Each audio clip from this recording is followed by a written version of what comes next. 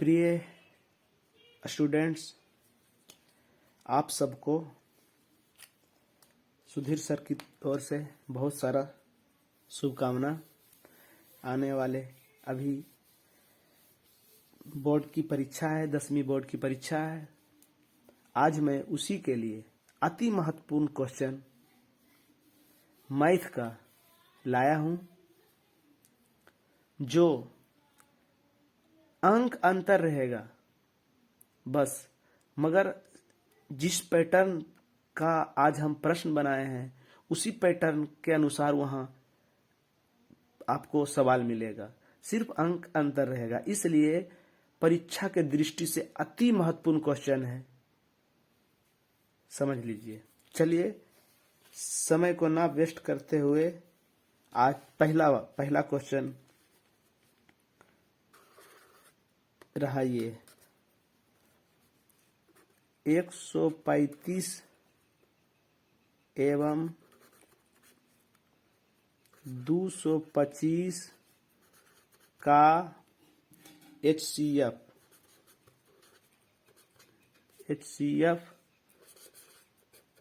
Euclid विभाजन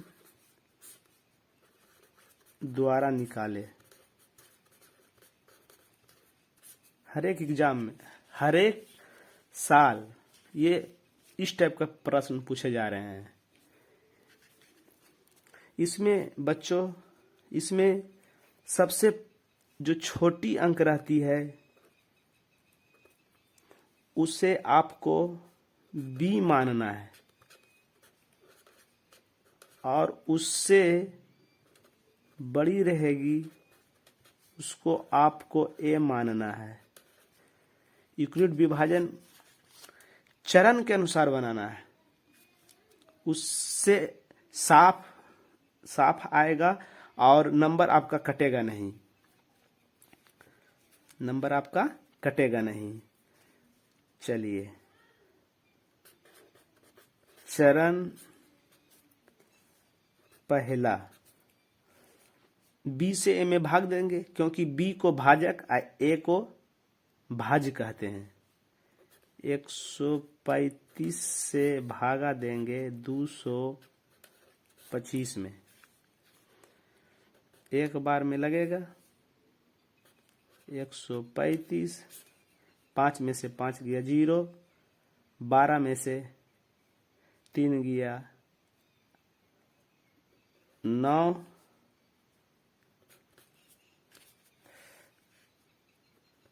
अब Euclid विभाजन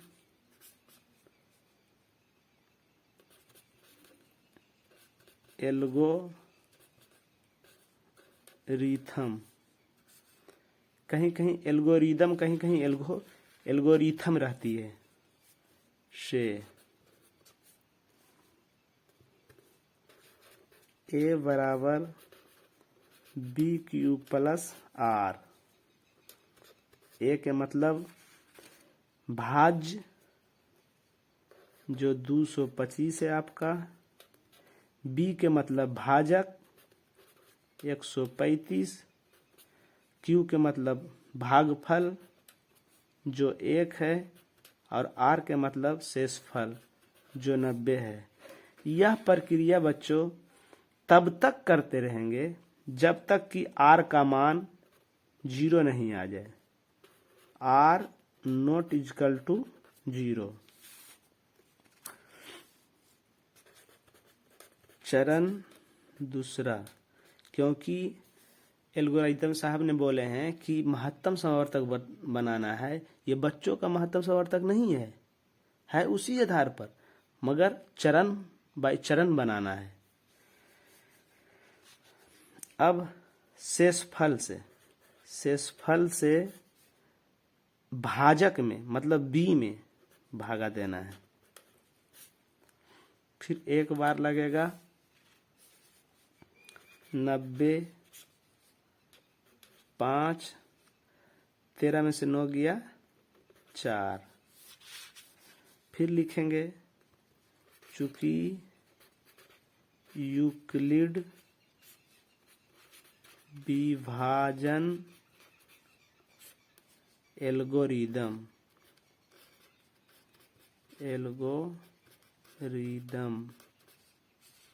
से, इसलिए a बराबर b q plus r. a के मान 135, b के मान 90, q के मान 1 और शेषफल r के मान 45। फिर बच्चों r नॉट इक्वल टू 0।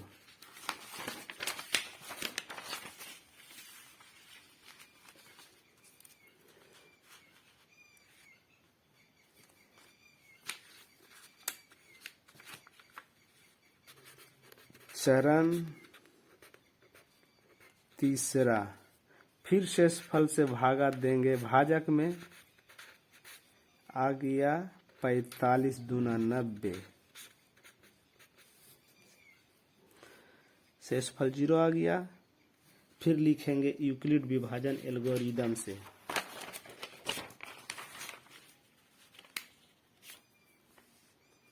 चूंकि यूक्लिड विभाजन एल्गोरिदम से, इसलिए a बराबर b q plus r. a के मान 90, b के मान 45, q के मान 2, r के मान 0, इसलिए r बराबर 0। हम बोले थे कि यह प्रक्रिया तब तक करते रहेंगे जब तक कि r का मान 0 नहीं आ जाए। जब r का मान 0 आ जाएगा, उसका भाजक दोनों का महत्तम समावर्तक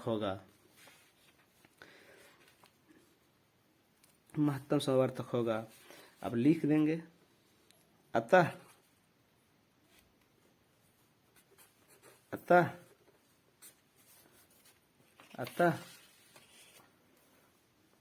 135 और 225 का HCF बराबर उसका भाजक जिसमें शेषफल 0 आया रहेगा। शेष महत्तम समावर्तक कितना हो गया? 45। आंसर। आपको इसमें कभी नंबर नहीं कटेगा।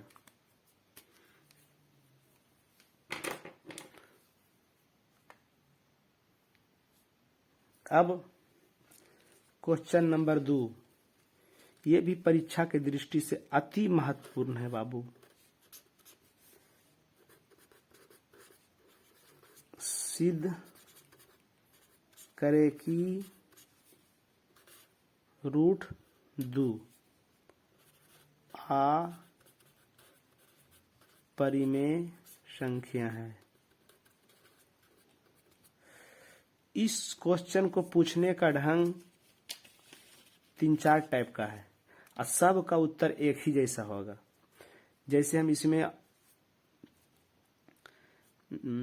लगा ही देते हैं, इसमें लगा देते हैं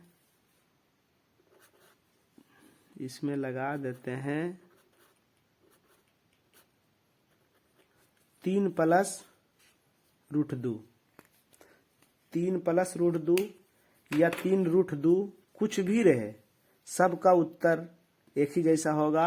और √2 के जगह पर कुछ भी रहे, हमेशा उसी का क्रिया हम लोग करेंगे। इसी का क्रिया करेंगे और लास्ट में लिख देंगे। इसलिए समझिए, एक क्वेश्चन से आपको 4-5 टाइप का जो हिसाब है सोल्व हो जाएगा। जैसे रह जाएगा 3 + 2 3 इंटू √2, 3 + √2, या रह जाए 3 + 5 √2, समझ रहे हैं? या माइनस आ जाए 3 माइनस रूट 2, ये सब का उत्तर एक जैसा होगा। यही तो हम बता रहे हैं कि हम आपको बताएंगे एक यूनिक तरीके से, जो आपको एकदम एक बार में एडजस्ट हो जाएगा दिमाग में। यहां ध्यान दीजिएगा, कह रहा है 3 प्लस रूट 2 अपरिमेय संख्या। वास्तविक में ये अपरिमेय है, जिसका वर्गमूल पूरा पूरा ना निकले उसे अपरिमेय संख्या कहते हैं। सिद्ध करना है, हमेशा इस हम उल्टा मानेंगे, हमेशा इसको क्या करेंगे, उल्टा मानेंगे। यदि संभव हो तो माना कि रूट 2 एक परिमेय संख्या है, परिमेय संख्या है। हमेशा उल्टा मानेंगे। अब परिमेय के परिभाषा से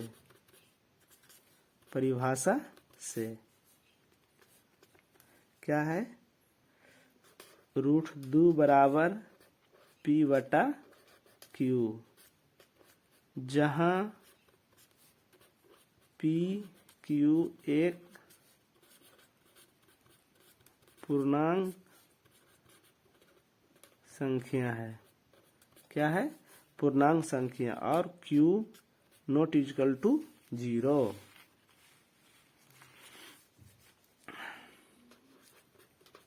दोनों ओर वर्ग करने पर, दोनों ओर वर्ग कर रहे हैं, इसलिए रूट 2 वर्ग मतलब स्क्वायर कर रहे हैं, P बटा Q के वर्ग कर देंगे। रूट 2 दूनी 4, P स्क्वायर बटा Q स्क्वायर, 4 के वर्गमूल 2 बराबर P स्क्वायर। अब क्या करना है, यहाँ पर ध्यान देना है कि Q स्क्वायर जो है इसको 2 भाग में कर देना है, Q इंटू Q। अब एक Q को 2 के साइड लाना है ताकि दोनों तरफ संतुष्ट हो सके और इधर भी पूर्णांक आ सके।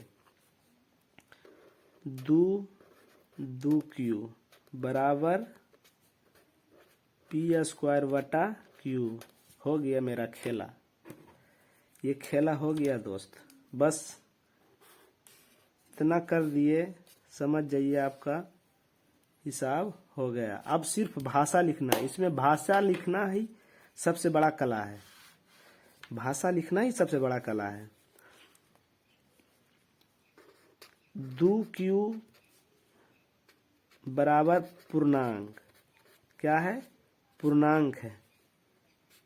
पूर्णांक जो पूर्ण संख्या के ऋणात्मक और धनात्मक पूरा होना चाहिए। प्राकृतिक संख्या पूर्ण संख्या का मान जो होता है पूरा पूरी होता है, 1 होगा, 50 होगा, 200 होगा, -200 होगा। पूर्णांक संख्या माइनस में भी आ सकता है, प्लस में भी आ सकता है। मगर 2Q जो है, 2Q क्या है? पूर्णांक है। और P स्क्वायर बटा Q क्या है? एक भिन्न है। अब भिन्न का मान जब भी आएगा तो पूरा पूरी नहीं आएगा, और यहाँ पर हम पूरा पूरी नहीं आएगा। अब पूर्णांक का मान जब भी रहेगा पूरा पूरी रहेगा, तो पूर्णांक का मान पूरा, भिन्न का मान पूरा पूरा, दोनों हम बराबर कर दिए। जबकि इसलिए पूर्णांक और भिन्न कभी बराबर नहीं हो सकता है, इसलिए पूर्णांक नॉट इक्वल टू भिन्न। पूर्णांक जो है भिन्न के बराबर कभी नहीं होगा। ठीक, जब पूर्णांक भिन्न के बराबर नहीं होगा तो यहाँ विरोधाभास है। यहाँ विरोधाभास है। क्यों? क्योंकि हम बराबर किए हुए हैं, विरोधाभास है। अतः हमारी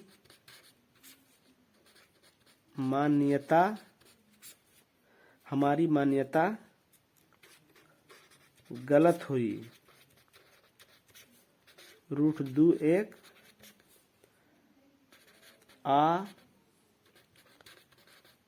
अपरिमेय संख्या है। जितना भी हिसाब रहेगा, जितना भी ये टाइप है, सब में सिद्ध करना इसी टाइप से। बस अंत में क्या लिखना है, लास्ट में क्या लिखना है? लास्ट में लिखना है मेरे दोस्त कि हम जानते हैं कि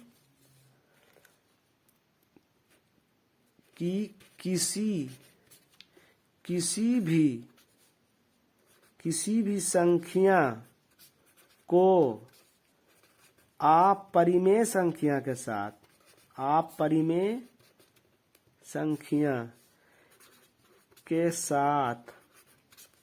अपरिमेय संख्या के साथ जोड़ने पर, गुणा करने पर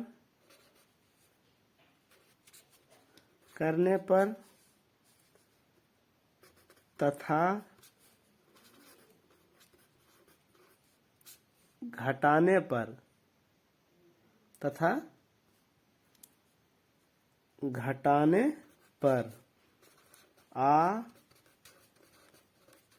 अपरिमेय संख्या होती है।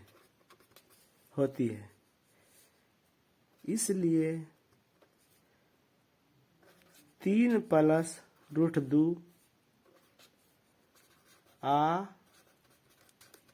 अपरिमेय संख्या है। हो गया PROVED। समझ में आ गया आपको दोस्त? क्या किए हैं कि √2 के साथ, √2 रहे या √3 रहे या √5 रहे या √7 रहे, कुछ भी रहे, उसके साथ प्लस में रहे या माइनस में रहे, उससे कोई मतलब नहीं रखना है। आपको रखना है जो रूट में रहेगा उसी से मतलब रखना है। बस जो रूट में रहेगा उससे मतलब रखना है, और जो रूट में रहेगा उसका मान लिख देना है, और लास्ट में ये मेन पॉइंट जो है, ये पॉइंट लिख देना है। ये पॉइंट जो है लास्ट में लिख देना है। हो गया आपका हिसाब। समझ गए मेरे बच्चों? चलिए अब क्वेश्चन नंबर 3 की तरफ। ई भी हमेशा पूछ रहा है ये क्वेश्चन क्या कह रहा है? 6x² - 3 - 7x का शून्यक निकाले।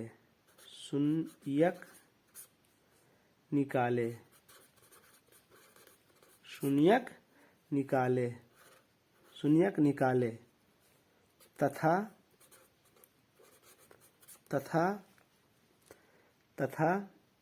शून्याङ्कों और गुणांकों के बीच संबंध बतावे। शून्याङ्कों और गुणांकों के बीच संबंध बतावे।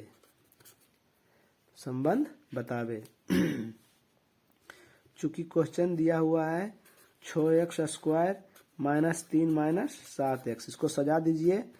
6x² - 7x - 3 बस हो गया, लिख दीजिए। संगत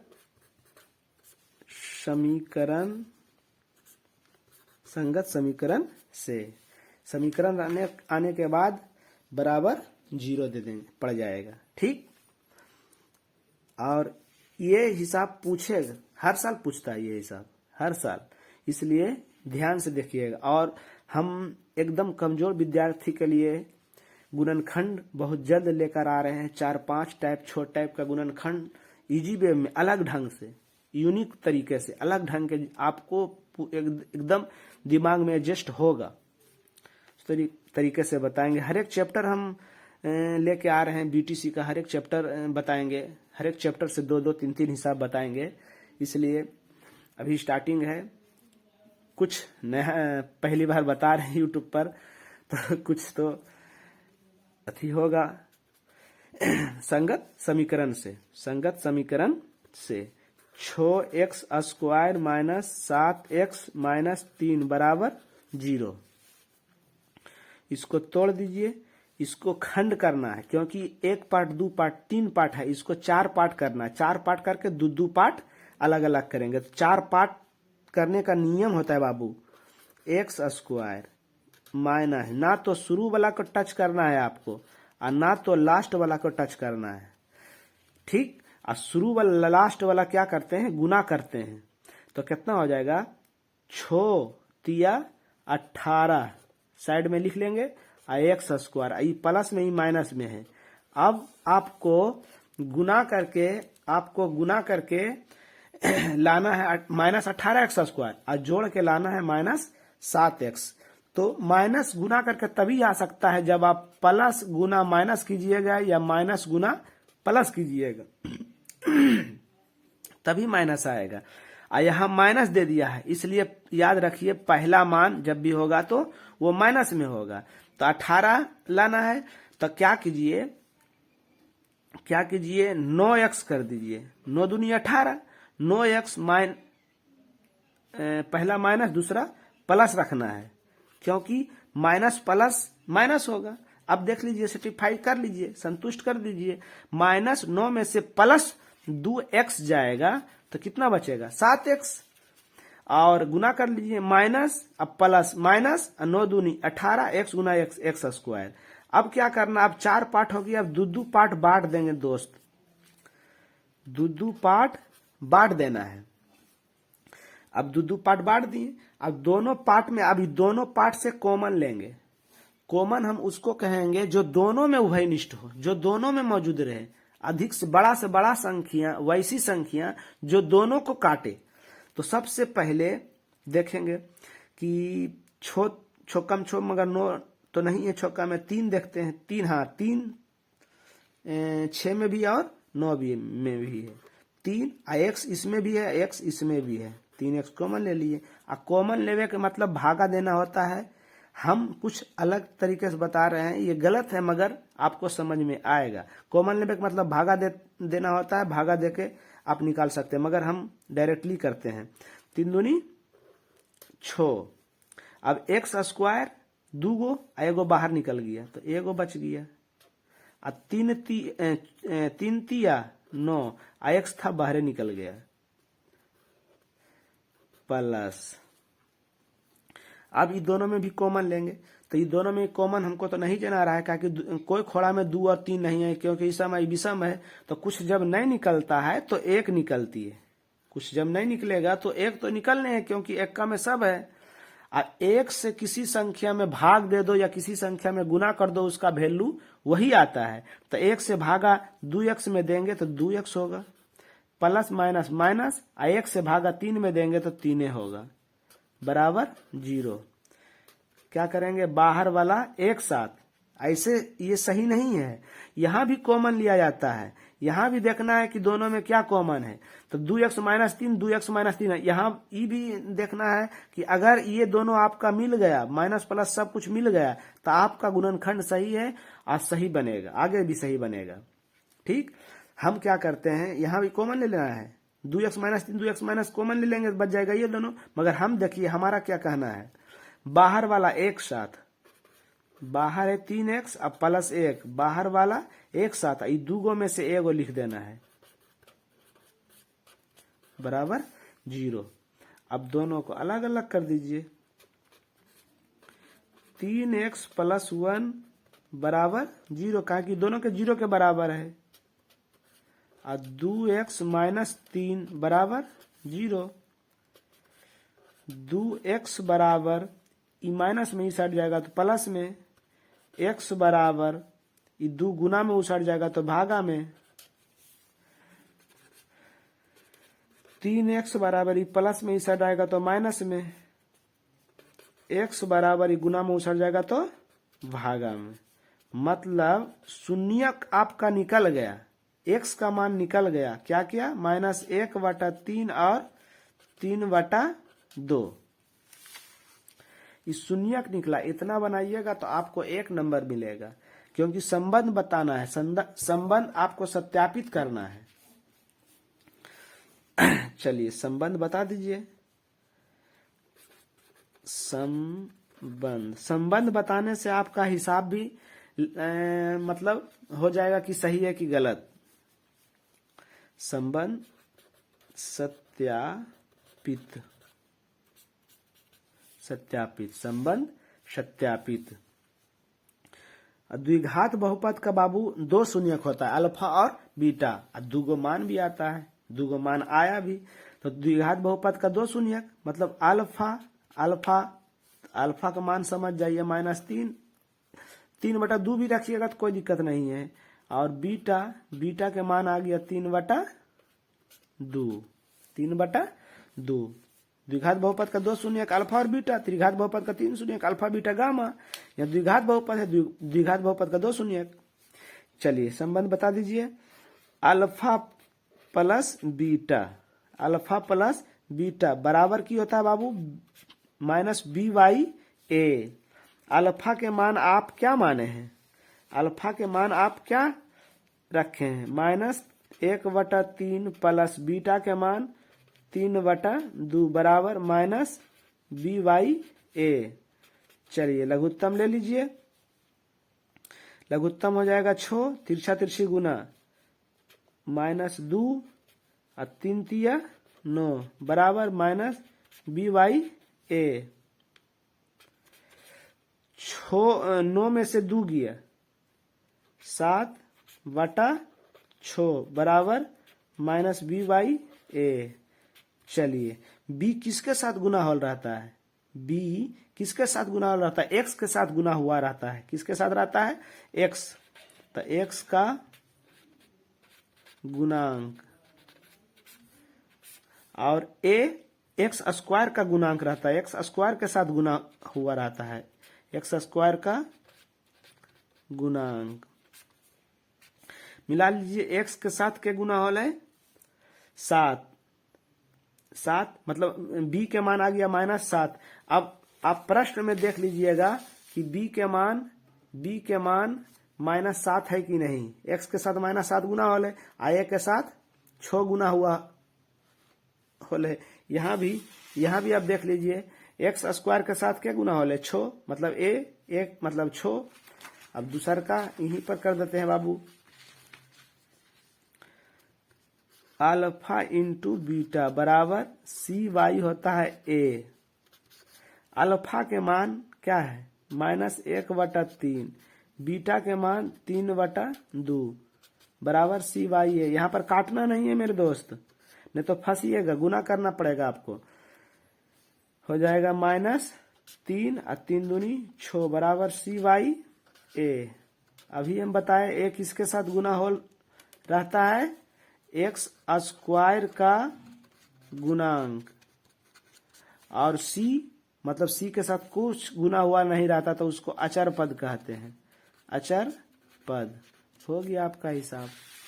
अब आप धीरे धीरे वीडियो हमारा जब YouTube पर जाके हमारा चैनल पर VL क्लासेस चैनल YouTube पर सर्च कीजिएगा, आ जाएगा। वहाँ पर से आप धीरे धीरे समझ जाइएगा और हिसाब देखिएगा, हमारा शब्द पकड़िएगा। आपका हिसाब ये पूरा 2 नंबर हो गया।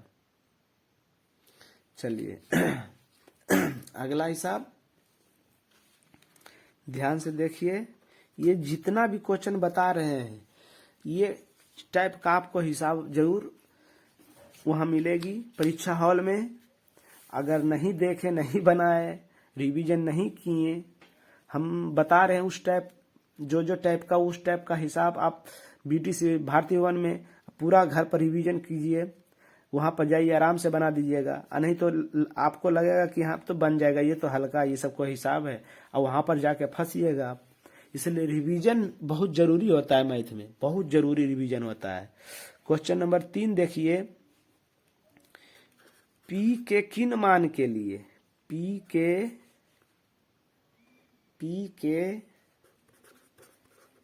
किन मान के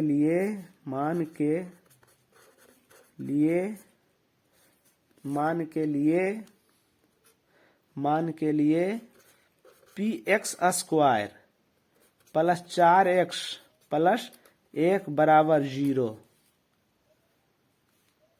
के मूल समान है, मूल समान है। हम मैथ का हर एक चैप्टर बहुत जल्द आपके सामने लेकर आ रहे हैं। ये आज पहला पूरा मतलब लगभग चैप्टर का निचोड़ हम निकाले हैं। जो हर एक साल जो हिसाब पूछ रहे हैं उस टाइप का हिसाब हम निकाल के आज ये वीडियो बना रहे हैं आपके लिए।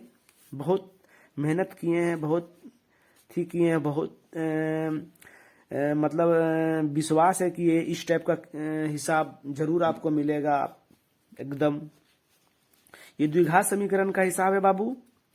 क्या दिया हुआ है, px square plus 4x plus 1 बराबर 0।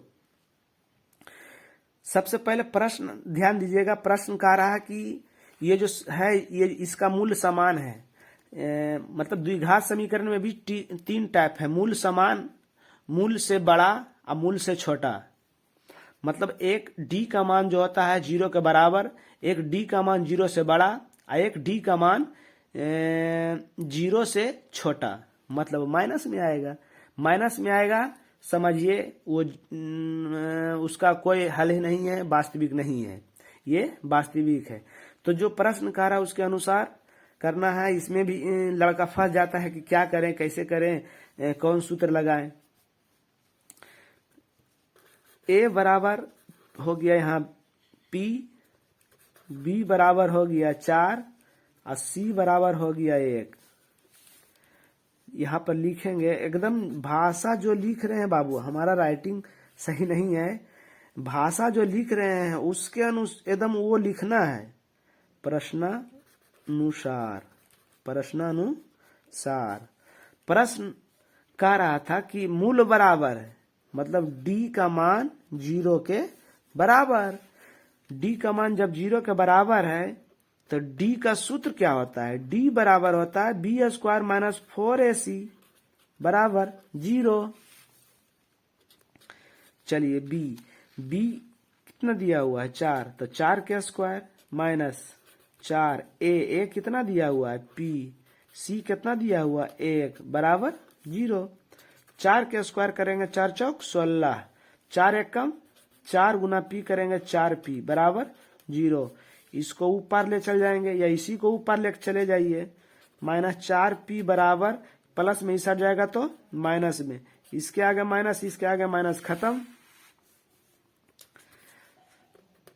अब p का मान निकाल रहे थे तो p बराबर गुना में उसट जाएगा तो भागा में, 4 चौक 16, इसलिए p बराबर 4। आपका 2 नंबर आ गया।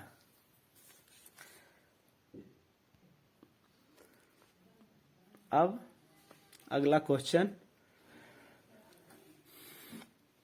के मान निकाले जिसके लिए निकाय इतना इतना इतना है। इस टाइप का भी क्वेश्चन हमेशा पूछता है। जो क्वेश्चन बराबर पूछ रहा है 20, 19, 18, 16, 15, हम सब का निचोड़ निकाल के आज आपके सामने पेश कर रहे हैं। हमको मतलब स्क्रीन भी देखना पड़ रहा है, इसलिए जरा सा, क्योंकि देख रहे हैं कि साफ आ रहा है कि नहीं, कट रहा है, सब भी देखना पड़ता है, इसलिए जरा सा भी कहीं रुक जाते हैं या इधर हो जाते हैं। के का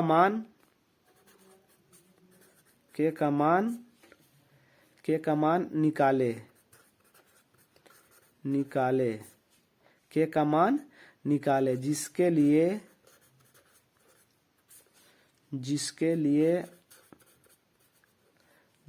लिए निकाय। आप किताब से देख देख के, किताब में जो देख के क्वेश्चन बनाइएगा, इस टाइप का क्वेश्चन रहेगा। तो निकाय के का मान निकाले, जिसके लिए निकाय के एक्स प्लस 2y बराबर 5,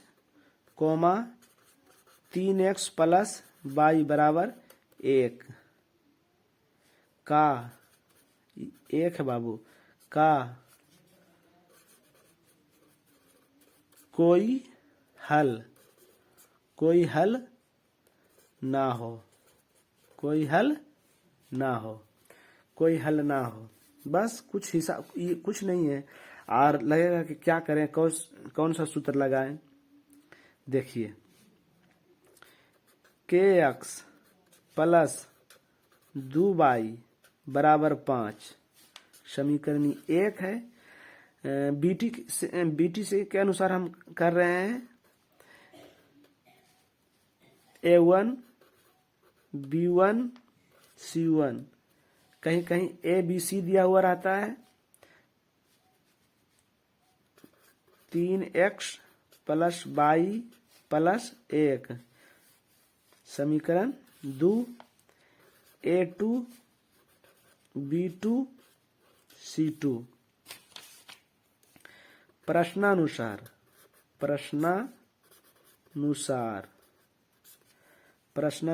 प्रश्न कह रहा है कि कोई हल नहीं है, कोई हल नहीं ना हो। इसके लिए शर्त क्या है बाबू? A1 बटा A2 बराबर B1 बटा B2 not equal to C1 बटा C2, C1 बटा C2 मान बैठा दीजिए। यहाँ पर आपको कहीं रह सकता है अद्वितीय हल, मतलब कोई हल ना, अनगिनत हल है ना। ये 2 चर वाले रैखिक समीकरण का हिसाब है। उसमें भी तीन शर्त है। 3 शर्त में ये कोई हल नहीं है। कोई हल नहीं के लिए शर्त ये है, मान बैठा दीजिए। A का मान हो गया, A1 का मान हो गया kx, A2 का मान हो गया 3x, B1 का मान हो गया 2y, B2 का मान हो गया y not equal to, C1 के मान हो गया 5 और C2 का मान हो गया 1। y x खत्म, बच गया k बटा 3 बराबर 2 बटा 1 बराबर 5 बटा 1। ये नॉट इक्वल टू है, बराबर नहीं है। चलिए हल कर दीजिए। 1 गुना के करेंगे, के और 3 दूनी 6, यही आपका हो गया उत्तर। हो गया, उतार लीजिएगा। और यहाँ पर कहीं रह सकता है अनगिनत हल, उसके लिए शर्त है तीनों बराबर, एक और केवल एक हल या अद्वितीय हल। उसमें ये A1 बटा A2 not equal to B1 बटा B2, बस इतना ही है। ठीक, चलिए अब अगला हिस्सा। कभी कभी इस टाइप का क्वेश्चन भी पूछता है। समीकरण के मूलों की प्रकृति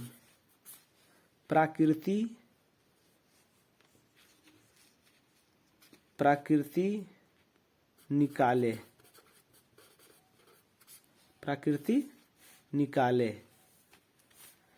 और वास्तविक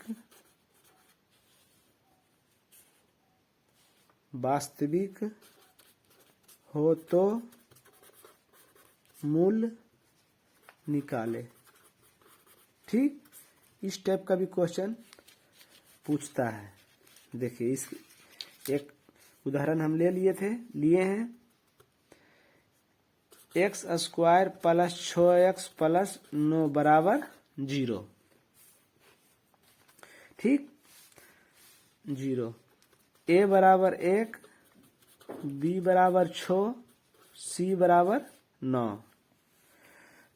पहले इसका मूल देख लेंगे, प्राकृतिक जांच लेंगे कि वास्तविक है या नहीं। इसके लिए d बराबर b स्क्वायर माइनस 4ac निकालना है। तो b का मान हो गया 6 के स्क्वायर माइनस 4, a के मान हो गया 1, c के मान हो गया 9। 6 छक 36 माइनस 9 चौक 36, 36 में से 36 गया 0, मतलब d का मान 0 आ गया। जब d का मान 0 है तो मूल वास्तविक और समान रहेगा। ठीक, अब d का मान यहाँ पर कुछ भी अंक रहता, 4, 5, 8, 36, 64 कुछ भी रहता तो लिखते हैं मूल वास्तविक और असमान है, उसका भी हल होगा। अगर यहाँ पर रह जाता माइनस तो उसका हल संभव नहीं है, लिखते वास्तविक नहीं है। तो इसमें लिखेंगे यह समीकरण वास्तविक और समान है। वास्तविक और समान है, वास्तविक और समान है। इसका हल इसका मूल निकलेगा। तो वास्तविक और समान के लिए मूल होता है x बराबर माइनस b बटा 2a माइनस b बटा 2a माइनस b बटा 2a माइनस b बटा 2a। सूत्र है minus b by 2a minus b by 2a। अगर वास्तविक और असमान रहता उसके लिए सूत्र है माइनस x बराबर minus b plus minus under root d बटा 2a। बस इसका सूत्र यही है, तो इससे निकाल लीजिए b का मान क्या है 6 और 2, a का मान क्या है 1।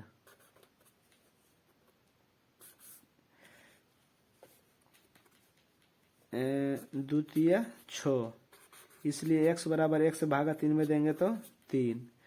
फिर माइनस 6 2 गुना 1 द्वितीय 6, इसलिए x बराबर माइनस 3 निकल गया है मूल माइनस 3 और माइनस 3। हो गया आपका 2 नंबर। अगला क्वेश्चन रहा आपका ये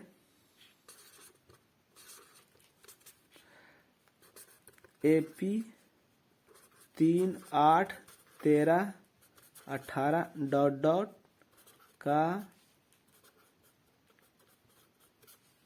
कौन सा पद 78 है। कौन सा पद 78 है।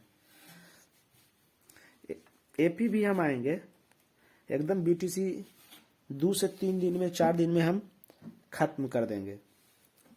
आज हमको ये बनाने दीजिए, और फिर विज्ञान भी, बायोलॉजी भी आएंगे, सोशल साइंस भी आएंगे, विज्ञान भी आएंगे, सोशल साइंस भी आएंगे, सामाजिक विज्ञान भी आएंगे, संस्कृत भी आएंगे और हिंदी भी आएंगे।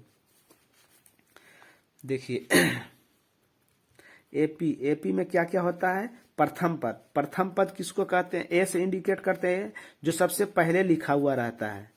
उसके बाद होता है पदांतर या सर्वांतर को डी से इंडिकेट करते हैं, और सर्वांतर बराबर होता है दूसरा पद घटाव पहला पद। 8 घटाव 3 बराबर 5। और कहा कौन सा पद 78 है, कौन सा पद 78 आएगा, है ना। कौन सा पद कौन सा पद बोल रहा, कौन सा पद 78 लास्ट में जैसे जैसे बढ़ रहा 3, 8, 13, 18 डॉट डॉट कितना पद, कोमा पद जो है वो 78 आएगा।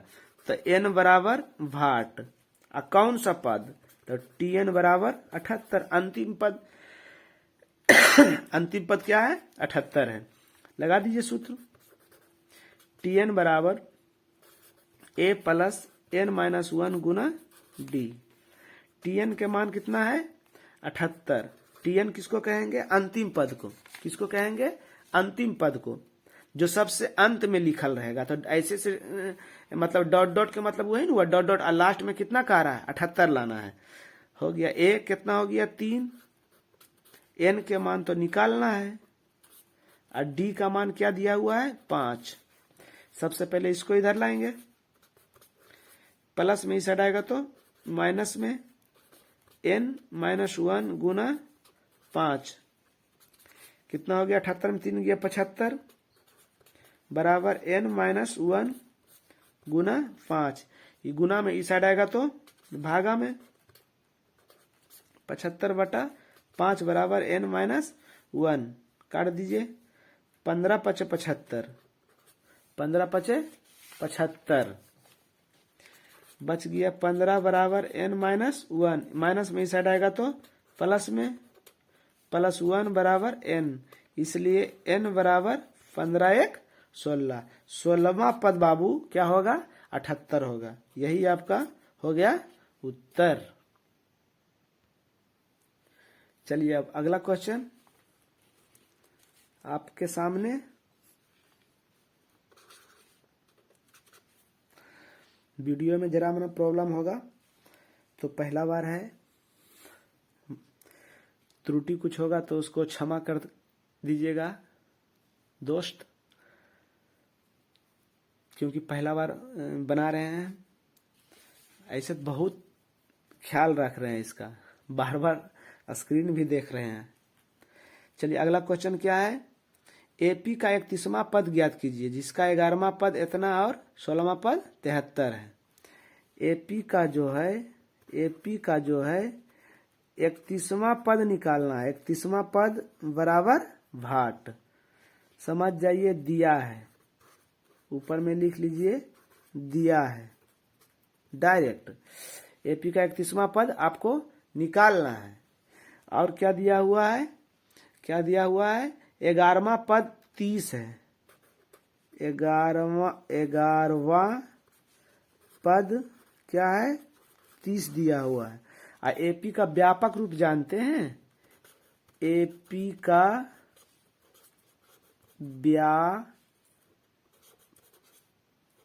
व्यापक रूप होता है a plus d, a plus 2d, a plus 3d। ये हो गया पहला, ये हो गया दूसरा, ये हो गया तीसरा, ये हो गया चौथा। क्या देख रहे हैं, दूसरा में सिर्फ d है, तीसरा में 2d है, चौथा में 3d। मतलब चौथा कहेगा तो 3d, तब 50वां कहेगा तो 49d, 100वां कहेगा तो 99d। बस यही है लॉजिक, ध्यान से देखिए। इसलिए 11वां कह रहा है, यहाँ चौथा था तो 3d लिखे थे, तो यहाँ 11वां है तो a प्लस 10d बराबर 30, समीकरण 1। फिर प्रश्न से की कह रहा है, इस फिर प्रश्न कि 16वां पद 73 है। 16वां पद बराबर कितना है, 73।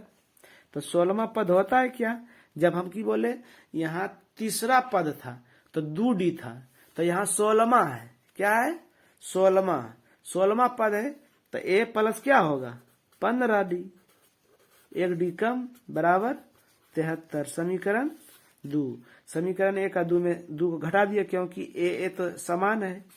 समीकरण 1 घटाव 2 से, समीकरण 1 घटाव 2 से a क्या है, a प्लस 10d बराबर 30 a प्लस 15d बराबर 73। घटाव से तो घटाने पर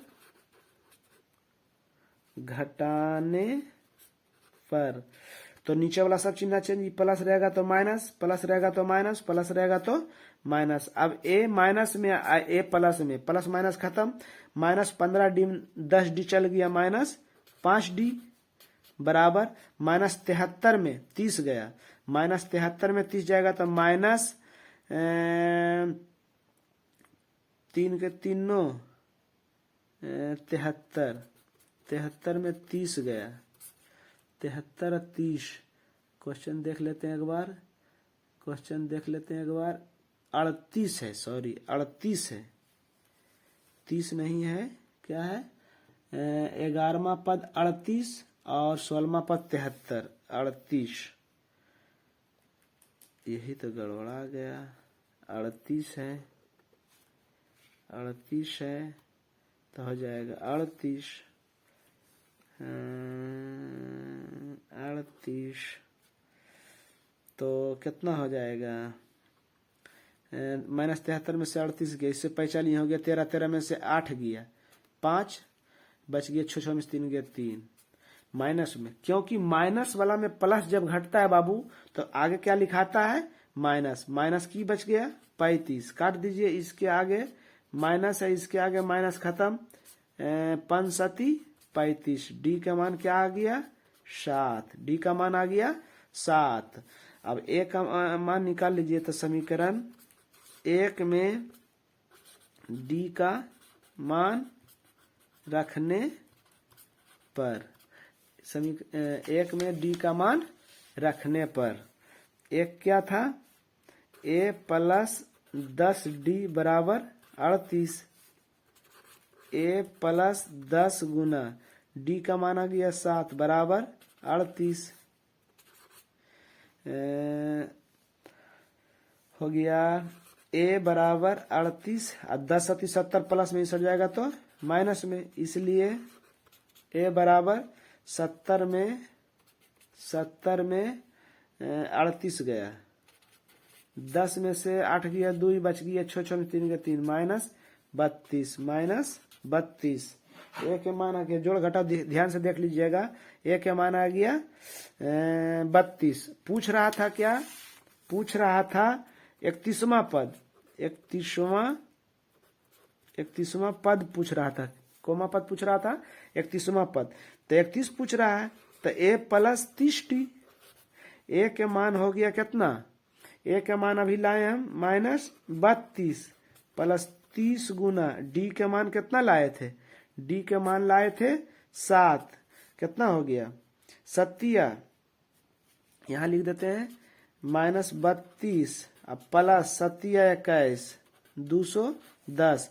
अब 210 में 32 घटा दीजिए, 10 में से 2 गया 8, 10 में से 3 गया 7, 178, 178 आपका उत्तर रहा।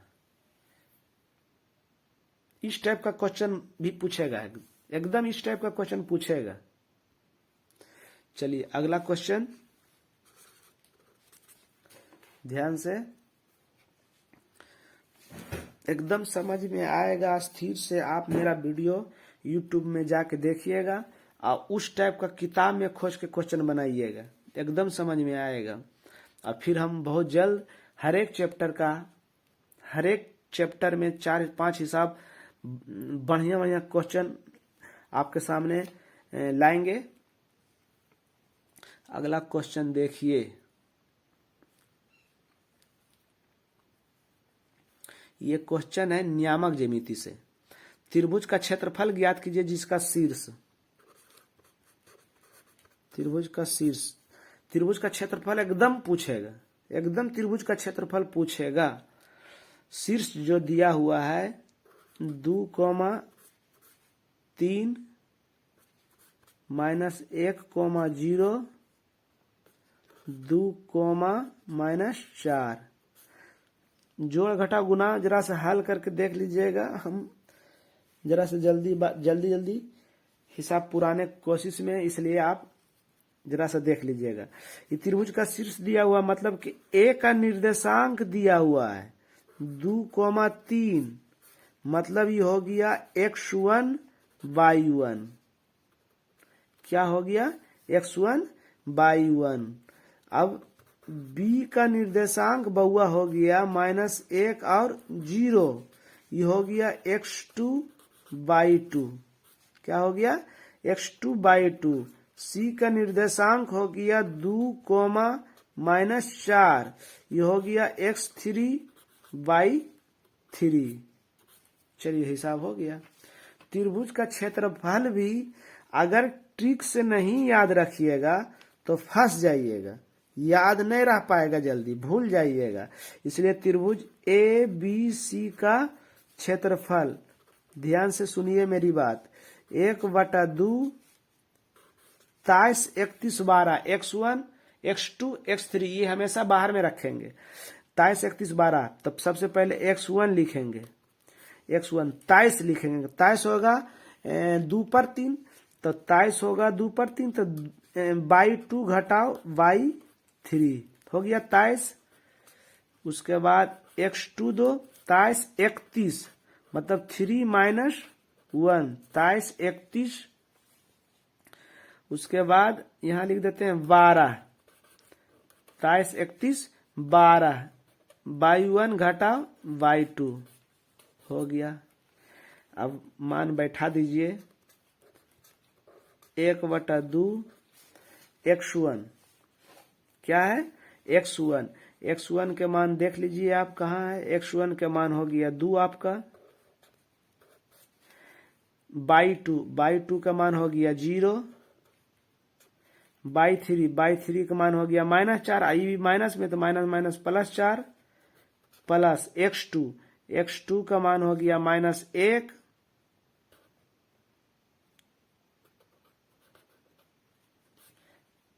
माइनस में -1, x2 का मान हो गया -1, और y3 का मान हो गया -4, y3 माइनस y1 का मान हो गया 3, प्लस x3 का मान हो गया 2, y1 का मान हो गया 3, y2 का मान हो गया 0। हो गया आपका हिसाब।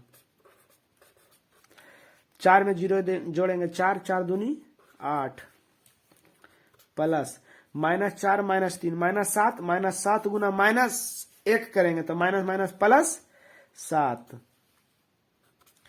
3 में 0 घटाएंगे 3 गुना 2 करेंगे 3 दूनी 6, 1/2 8 14 और 26 1 21। ध्यान से -4 -3 -7 -7 -7 माइनस गुना करेंगे तो माइनस प्लस 7 रह जाएगा। सही है। 4 3 रह जाएगा। हाँ सही है। मतलब 21/2 वर्ग इकाई हो गया। सूत्र जो है मेन याद रखिएगा 23 31 12, 23 31 12। चलिए अगला क्वेश्चन क्या है? अगला क्वेश्चन है आपके सामने, के का मान ज्ञात कीजिए यदि तीनों बिंदु इतना इतना इतना संरेख है। इस टाइप का क्वेश्चन भी रहेगा। देखिए के का मान ज्ञात कीजिए जिसके 3 बिंदु, मतलब समझ जाइए ए का निर्देशांक दिया हुआ है। कितना है ए का निर्देशांक? ए का निर्देशांक दिया हुआ है 8,1 8,1। और बी का निर्देशांक दिया हुआ है, बी के निर्देशांक दिया हुआ है k-4। सब हम क्वेश्चन छाट के लाए हैं आपके लिए। 2 comma minus 5 x1 y1 x2 y2 x3 y3।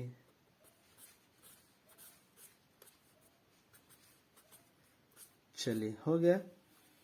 त्रिभुज का क्षेत्रफल निकालिए। त्रिभुज ए बी सी का क्षेत्रफल, संरेख जब तीनों बिंदु संरेख रहेगी तब त्रिभुज का क्षेत्रफल 0 होगा। त्रिभुज का क्षेत्रफल 0 होगा क्योंकि के का मान ज्ञात कीजिए जब त्रिभुज के शीर्ष के निर्देशांक दिया हुआ है। ये त्रिभुज के शीर्ष के निर्देशांक है। ठीक, तो त्रिभुज का क्षेत्रफल बराबर 1/2 23 31 12 x1 23 23 23 2 पर 3 23 हो गया। x2 23 31 23 31 23 31 23 31 12 23 31 12 23 31 12 23 31 12 1/2 1/2 x1 का मान हो गया 8 बाई टू का मान हो गया -4 सॉरी ये माइनस होगा। बाई थ्री का मान अच्छा -5 है तो माइनस और माइनस +5 अब x2 का मान हो गया k अब बाई थ्री का मान हो गया -5 माइनस y1 के मान हो गया 1 प्लस x3 का मान हो गया 2 y1 के मान हो गया 1 उसके बाद बाई टू के मान हो गया -4 तो माइनस +4 1/2 8 प्लस है +5 में से 4 गया 1 -5 -1 -6 4 1 5 8 -6 के +10 1/2 10 8 18 -6 के 2 कॉमन ले सकते हैं 2 9 18 2 3 6 2 2 खत्म 9 -3 के। जब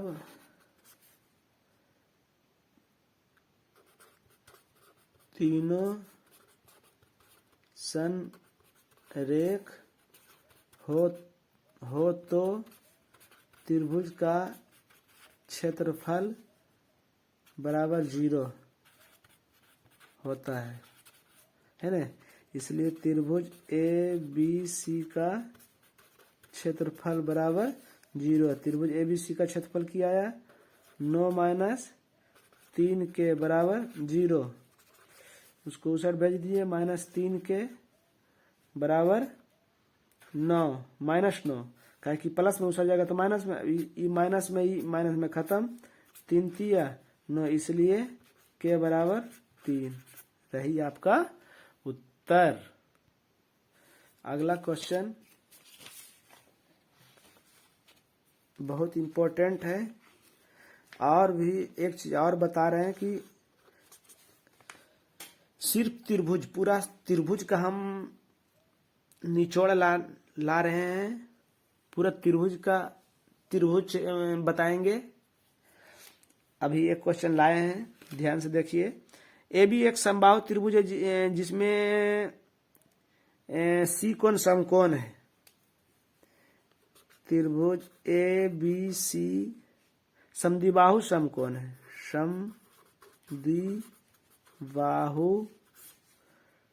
समद्विबाहु समकोण है ना।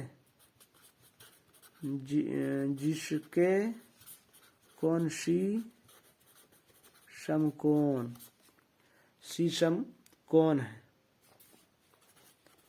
समकोण है, सी समकोण है। सिद्ध करना है, सिद्ध करना है AB² बराबर 2AC स्क्वायर, AB² बराबर 2AC स्क्वायर। चलिए चित्र पढ़ लीजिए।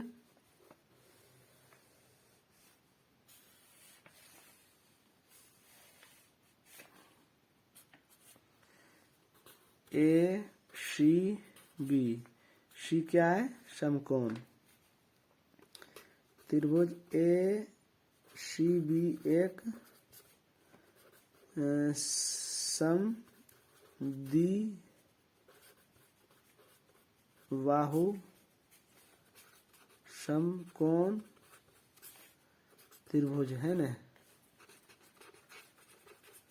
सिद्ध करना है, सिद्ध करना है AB² बराबर 2AC स्क्वायर, AB² बराबर 2AC स्क्वायर। प्रमाण, समद्विबाहु समकोण है, इसलिए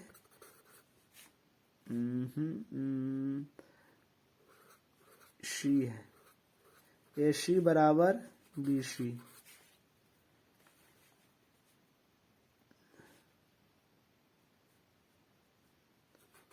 तो रहेगा ठीक।